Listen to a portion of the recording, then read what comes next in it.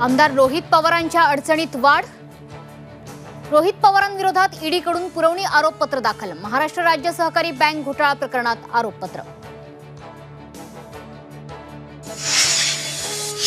जाहीर बोलण्याचे side effect भोगावे लागले। आरोपांवरून संजय शिरसाटांचा स्वकीयांवरच निशाणा।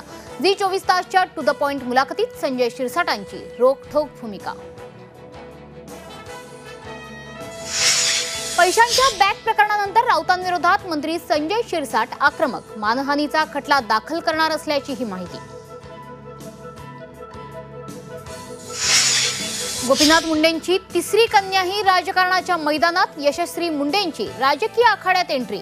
वैद्यनाथ अर्बन बँक निवडणुकीसाठी भरला अर्ज। मालेगावचे माजी आमदार आसिफ शेख पुन्हा बरळले। नागपूर दंगलीचा मास्टरमाइंड फहीम खानचा समाजसेवक असा उल्लेख, तर एमआयएम भाजपची बी टीम असल्याचंही वक्तव्य।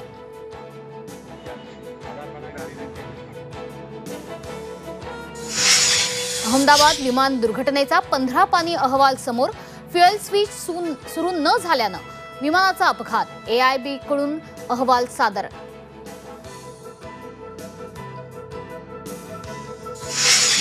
आणि ऑपरेशन सिंदूरमध्ये भारताचं कुठलंही नुकसान नाही। नुकसान झाल्याचा दावा अजित डोवाल यांनी फेटाळला।